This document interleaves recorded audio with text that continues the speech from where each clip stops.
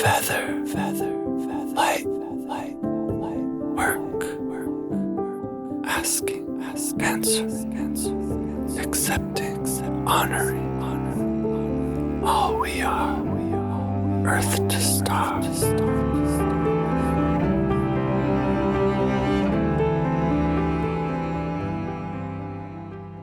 Filling up your love cup. What does that mean to you, Cabe? I like to use that expression when I remind myself and remind my friends to reach up to heaven, reach up to that home place, reach up to that place where source energy is, and fill up our love cup. That means bless myself up with that. Drink up that pure love. I think we have a desire to be in love, to follow the path of love, to pursue love with our lives. And a lot of times when we get too distracted with our ego and our earth walk, we lose track and we probably forget that eternal wellspring of pure love is always available to us. So yeah, when I say, fill up your love cup, fill up my love cup, I mean, go take good care of myself and remind myself who I really am. Go straight on home and bring a little bit of that heaven down to earth so I can be good here. I love the way you said that. Bring a little bit of heaven on down home here. Yeah, sometimes our present moments, it's a gift to be able to be present with our feelings and our emotions and really to be able to give ourselves a chance to feel and experience our emotions. It's a superpower to be able to slow it down, to not bypass, to not stuff, but to really feel our emotions. And sometimes they're uncomfortable when we do that. But being able to remember who we are, reconnect to source, reconnect to God, reconnect to the heavens and the supporting energies around us is a really good way to navigate those moments when it gets a little bit dark and gloomy and we need something to assist us in moving forward, to assist us on continuing our journey. Yeah, I struggle in life a lot of the time. I face chronic pain.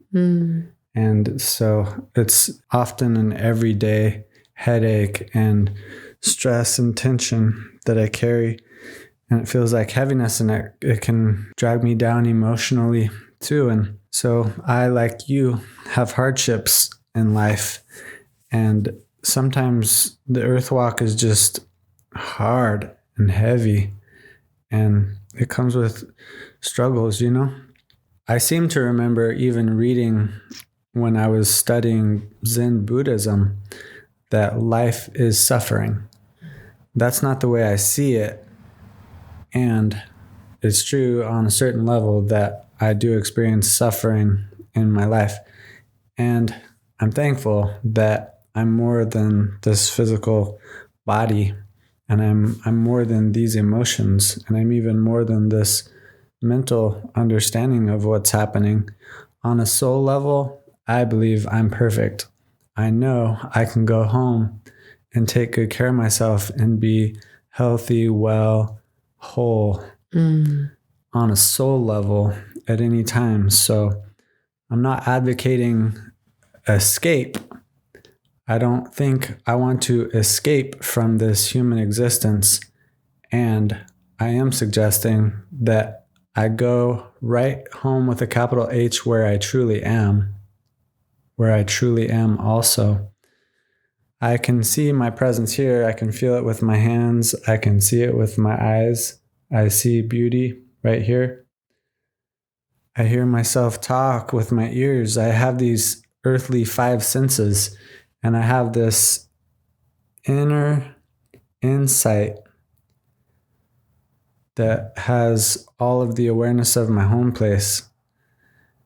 I don't see that with my eyes. I don't feel it with my hands. I don't hear it with my ears. And I know it's there.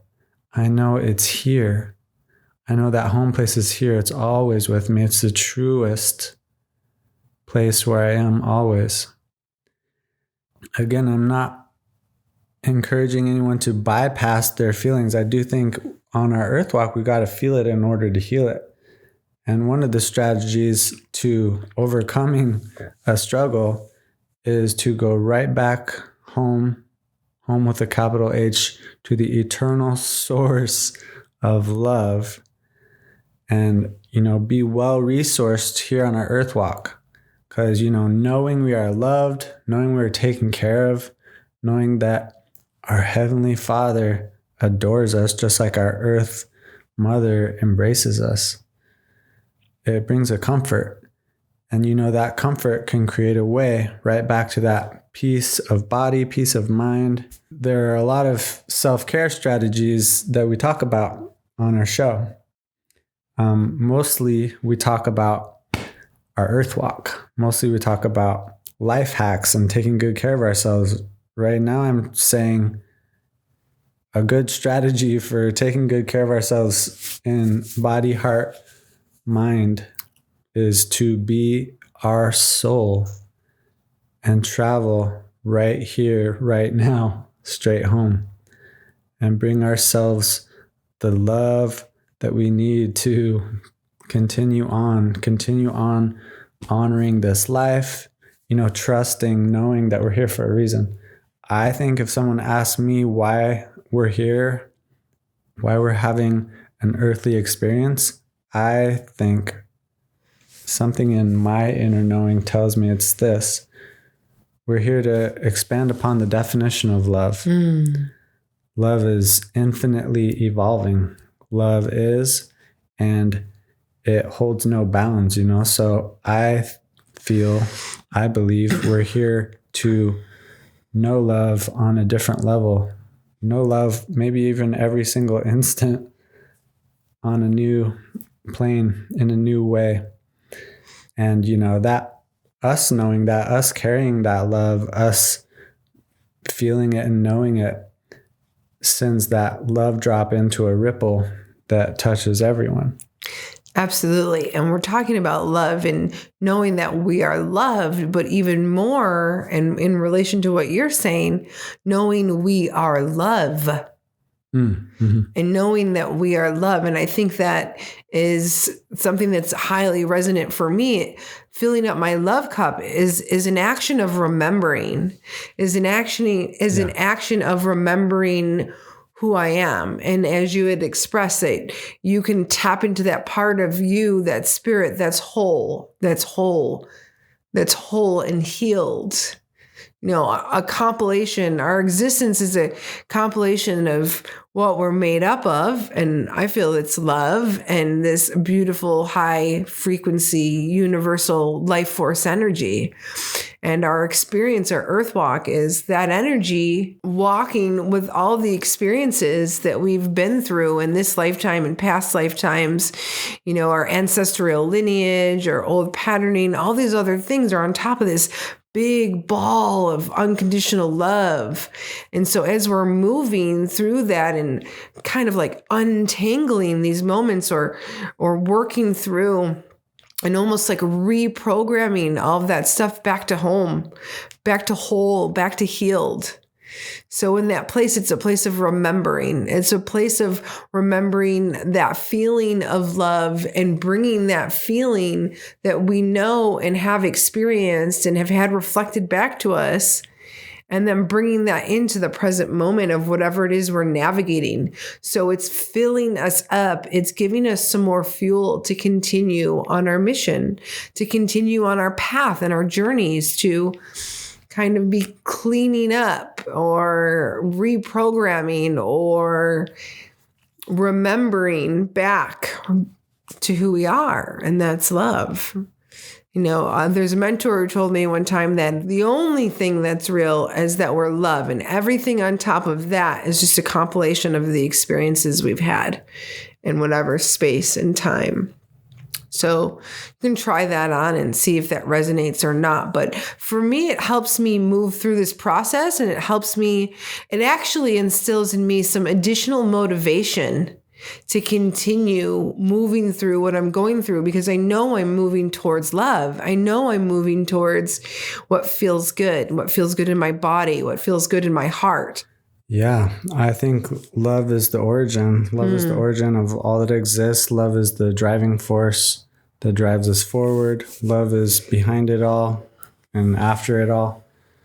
If we look at any ego trip even, I argue that love is the motivating cause for any kind of outbursts, even rage. I see passionate rage sometimes, and it looks so monstrous, but behind it is a deep love, I perceive, that is pursuing someone to try and shape someone back toward the love that they see in that person. Sometimes there's just such a love that's driving someone to a point of lifting their voice and raising and fighting for someone furiously because they see the potential in someone and they want someone to live up to that. So even rage has love as its fuel. It's Valentine's Day coming up soon, and there's going to be a lot of people putting money into heart-shaped chocolates and cards and stuff from Hallmark. And it's a funny thing. Love is even a motivating force behind consumerism. Love is a motivating force behind self-care, all the ways we take care of ourselves and honor our lives too. And it's, it's a tearful, sorrowful moment here. It's a happy elation here. It's all the things. It comes out in all the different ways. A friend was holding space for me one time when I felt like I had a dark cloud over my head. I was just struggling emotionally. I couldn't get out of this funk. And she was holding space for me. And we were, I really believe we have to feel it in order to heal it as it comes to our earthly trips, our challenges. And so she was holding space for me to heal by illuminating whatever was bothering me. And I started with tension. And then she's like, okay, what's behind that tension? She waited. I really felt it out. Regret. Okay, what's behind that regret? She kept on peeling layer after layer after layer, and I arrived at love. Love was forcing me. Love was motivating me to feel heavy feelings even. It wasn't causing me to suffer, but it was reminding me like a blast of, a beacon of light. Here, this is who you are. And then when I felt distanced from it, when I felt like it was inaccessible, that's when I started feeling the grief and the regret and the frustration and all the different flavors of suffering, because I perceived that I was not able to access that love. So that brings me to another point. When we're calling in a lover or a companion, or we want to magnify and amplify the love in our lives, how do we do that? Do you have any thoughts on that before I share? Absolutely. So I feel that from more than one standpoint, and I'll say the same thing in a couple different ways for us to really be able to understand it in a good way. But first and foremost, we attract that which we are. So for me, the quickest way to attract partnership is to work on the main relationship in our life. And that main relationship in our life is relationship with self. The more we lean into that space, and that could be shadow work, that could be joy, that could be identity, self-discovery, that could be self-care, that could look like massage, that could look like investing in ourselves to work with a therapist or an energy medicine practitioner, or investing in something we love to do, learning how to paint, learning how to sing, dancing. So all of these investments in self and cultivating this relationship. I said shadow work, leaning into some of those moments, processing, feeling, healing, honoring our emotions. Oftentimes we're going through emotions that we maybe don't want to feel or feel challenged in this space.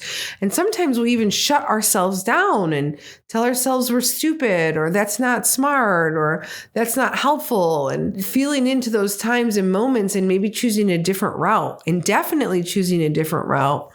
And if we're having emotions that we may not even feel proud of having, and we may be feeling shame or guilt or, not wanting to feel into these heavy, thick emotions. Self-love and building and establishing that relationship with ourselves can just maybe allowing ourselves to write a poem, expressing some of these dark emotions, expressing some of this heavy stuff, just allowing ourselves to feel what we're feeling, giving ourselves space to feel what we're feeling.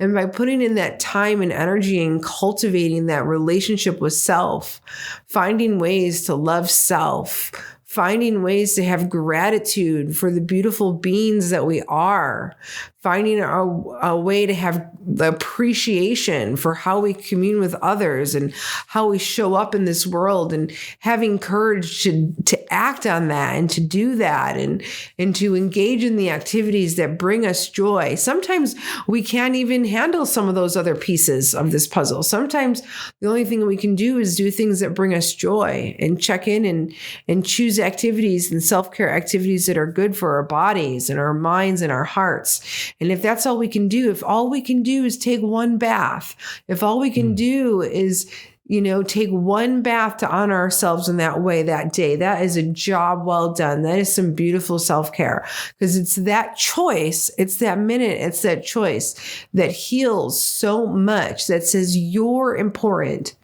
that says you're a priority, that says you're first. And as we cultivate this activity through activity, moment through moment, processing through emotional processing, we start to establish trust that we will take care of ourselves. We start to establish and uncover the love that we have for ourselves. And by cultivating that relationship and nurturing that relationship and developing love and trust and gratitude for ourselves, and we can house those frequencies and we can be those frequencies. And this is not necessarily easy. This can, this could take weeks. This could take years. But by cultivating those spaces within ourselves, by allowing those seeds to be planted with ourselves in our relationship, we open a channel. We open a channel to vibrate at a frequency and call in that which we be. Like attracts like in this physics playground that we live in. Is that quantum physics? Yes. That's physics in general. Quantum physics is a different study, a very similar study. But in the laws of physics, things that vibrate at the same likeness, things that vibrate at the same frequency attract. Audrey's last name is Love. She knows what she's talking about. She also attracted me, so that proves it. She mentioned exactly the point that I wanted to make, that we got to love ourselves first. So how do we love ourselves? What does self-love look like? Yeah, let's break that down with some clarity. I think one obvious way to look at it is self-care. Are we taking good care of ourselves? Self-care is something that we emphasize on our show a lot. It's almost like it's all about self-care, really. Yeah. Caring for our whole self, body, heart, mind, soul, and spirit. So, what do we do to take care of ourselves? We listen to our body's needs. We respond accordingly. We might need a bath, like you say. We might need some rest. Might need a walk in the woods. Might need a drink of water, a breath of fresh air, climb a mountain, go visit the ocean. Sometimes if I'm in a radical moody spell, maybe I have just had a traumatic experience, I go straight to the ocean. It's just what I do. That's there. I know it's like filling up my love cup, because I perceive the presence of God there in those colossal waves. It helps me to put my little struggles into perspective. I can remember that I'm a little dot in the big picture, and this benevolent force is always taking care of me, always. And I often remind myself of the awe and the ease I feel when I recognize my lungs are breathing even without my knowing. I don't have to remember to breathe. My lungs breathe. My lungs are breathing me. My heart is beating me. I don't have to turn my heart on. And I'm thankful for that. I feel like the entire universe, even this illusionary experience of our earth walk, is filled with awesome blessings. And we are so loved. Something out there loves us so much. And, there I go again, filling up my love cup, remembering who I really am. So yeah, self-love also looks like self-respect, honoring ourselves, all that we are, respecting all the spectrum of colors we bring into our lives. I think what Cabe really means in this moment, and correct me if I'm wrong, is that, we're challenging parts, we're sadness, we're love, we're grief, we're all the parts, and allowing all of that to exist in moments that it needs to. And I think a really good way to sum this up is authenticity, and being really authentic with who we are in what moments, and honoring all we are means even in those moments we're experiencing challenges and we're not feeling so hot and things are a little bit uncertain for us, acknowledging that and realizing that that's okay too. And we can love that uncertainty as well. We can accept if we're feeling shame. We can accept if we're feeling sadness, and that we don't necessarily need to be experiencing love all the time. And that's okay. And accepting all we are in all the moments is an act of love all in itself. It's a really great way if we can get there, if we can be going through a lot of sadness and say, I know you're sad, Audrey, but I love this part of you too. And I'm going to give you a little space to be in the way that you need. That is such a commendable, brave, courageous act of self-love all in itself. Yeah. Self-respect for me looks like praying sometimes. Sometimes it looks like listening to my body that's asking for sleep. Sometimes self-respect looks like cleaning up my house. Sometimes self-respect looks like giving myself a good hard look in the mirror and being truthful. Sometimes self-respect looks different ways, and it's all about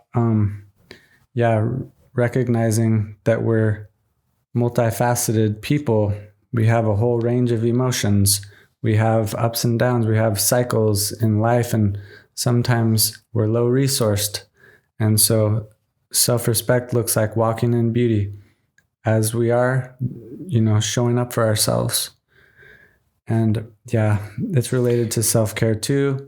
Self-reliance is a cousin of that, using our willpower to recognize ourselves as a healer, teacher, and ally for ourselves. Self-reliance is related to these ideas. And there are other self-care, self-related focal points, but also asking for help, reaching out to community. Being authentic. I think you started to go into this a little bit. Having healthy boundaries and being authentic, making sure we're not falling into that people pleaser role. If Cabe mentioned the phrase well-resourced or not well-resourced, and that can mean many things. That could be low on sleep, low on energy, low on finances, just not in that place of having an extra abundance, which is not bad, but just being mindful that when we're in that state, what's appropriate, where are the giving abilities that are going to keep us in a comfortable zone. So if we're already, here's an example. So if we're already low resourced and we don't have enough sleep, and somebody asks us to, pick them up from work at 2:00 in the morning. And even though we would love to help, we have to work the next day. And it's being mindful that what's highest and best for us may not be in alignment with what they really need or what their needs are, but taking a step back to slow down, to check in with ourselves and realize that our needs are rest, our needs are sleep. And luckily in this modern day, there's Uber and there's other options for being able to make a good suggestion for a friend that may be in need, but putting our needs above that. And there was a time I think that it was a different collective consciousness, and we had this kind of masked or hidden away as like maybe being selfish. But the reality is putting ourselves first, making ourselves a priority is never selfish. It's really honoring ourselves. Sometimes when our inner self is communicating with us and we're ignoring that, so we're being asked for this favor and we know that we're tired and we feel it in our body. Our body's communicating with us. We feel tired. We feel exhausted. And we still, offer that up or say, yes, I can pick you up at 2:00 in the morning. I see that as like an abandonment of self and what we really, really need, and this is kind of a silly example for a really big topic. But the reality is anytime we're not honoring our needs and what we really need, you want to check in and say, am I abandoning myself in this moment? Am I really sacrificing what's highest and best for me? Because what's good for me is good for you, is good for us. And if we can be authentic to that, obviously the exception is our kiddos. Sometimes we need to prioritize them, and that's just part of life. But, most other times what's good for me is good for you, is good for us. And even in those moments with our kiddos, sometimes we need to be honest with them too. I really just need some space right now. Yeah. Cabe does a really good job. He's got little ones at home and they're absolutely amazing. But, healthy boundaries are good for them. And it shows them an example that they can too. They can also have healthy boundaries with their friends and the people in their lives. Yeah, there have been some spells where I was really off balance in my parenting journey. I was a little on the selfless side and, putting other people's needs before my own. That's a common trip that parents take, putting their kids' needs first. That's honorable. That's beautiful. And, you got to have your oxygen mask first before you give it to the kid. It's that way by design. It's sustainable energy. Yeah. So there were times when I stretched myself too thin. It was almost like arrogance, just thinking I could do it all and, carry all that weight. But I ran into some hardships, and I also want to be just present with the state where I'm at right now, which is coming out of a 5, maybe 6 day super hard migraine that migrated from my head into my upper spine. And it was so hard. It was like a dark cloud over my head. It's not very often that I have these migraines that are so severe like this one, but I used all my best tools. I was well-resourced. I had a really good partner to help me out. I had myself. I had all my tools and my exercises and my stretches and my chiropractor care.